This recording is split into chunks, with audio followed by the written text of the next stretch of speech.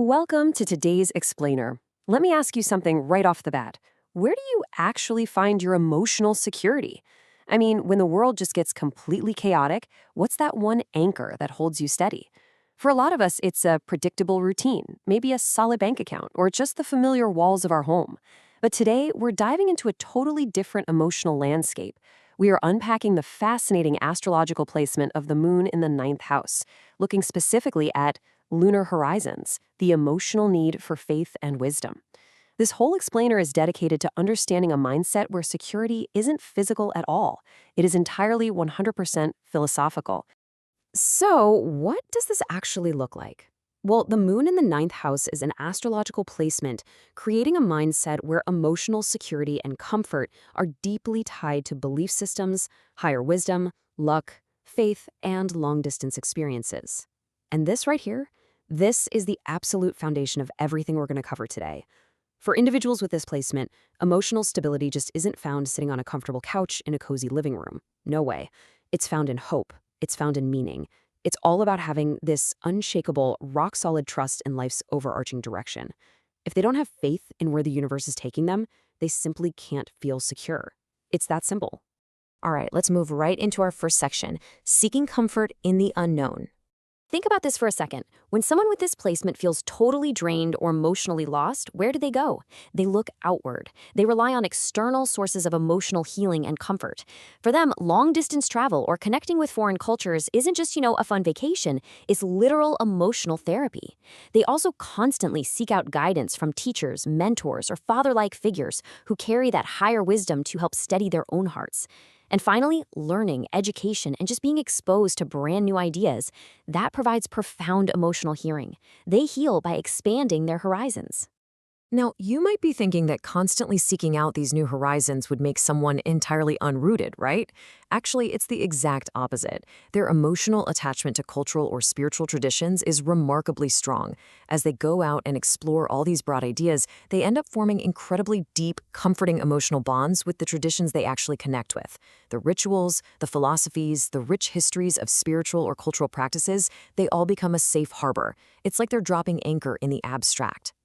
Which brings us to a really fascinating dynamic in Section 2, optimism as a shield and the trap of blind hope. This placement carries such a massive built-in tension. It's this constant tug-of-war between coping and stagnating.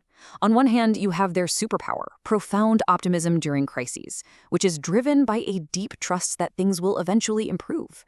When a crisis hits, they don't just crumble, they lean hard on hope. But here's the catch. There's a trap here. An over-reliance on that same hope or luck can actually delay practical decision-making. It is a razor-thin line between brilliantly surviving a crisis with a smile on your face and falling into the trap of just waiting for luck to magically save the day when what you really need is action. And that leads directly to a strong tendency to trust luck or destiny during uncertain life situations. You know how a lot of people panic when things get unpredictable? They try to micromanage the whole shebang just to feel somewhat in control. But for the moon in the ninth house, uncertainty triggers this almost automatic reflex to just let destiny take the wheel. They genuinely, deeply feel that if they just trust the process, trust the universe, or even just trust their own inherent luck, the situation is going to resolve itself. So how do they actually pull that off without panicking?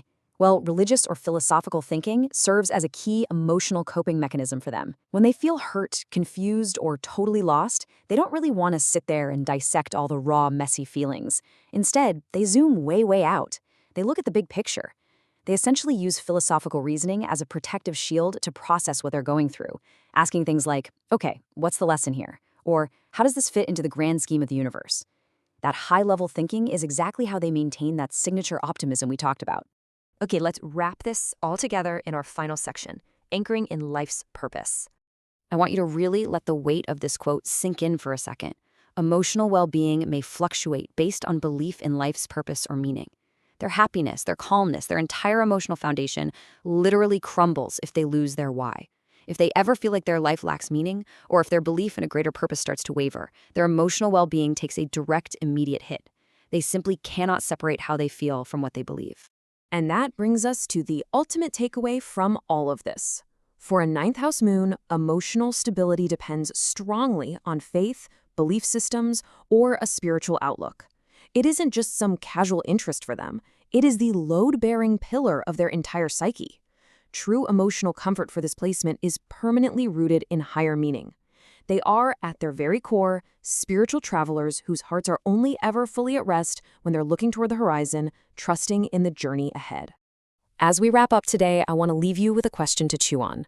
When does trusting your destiny start getting in the way of making your own decisions? It's such a delicate, beautiful balance, right? Having this immense faith that the universe has your back, while also remembering that, hey, you still have to steer the ship. Thanks for hanging out with me for today's explainer on the ninth house moon. Keep exploring, keep seeking out that wisdom, and I'll catch you next time.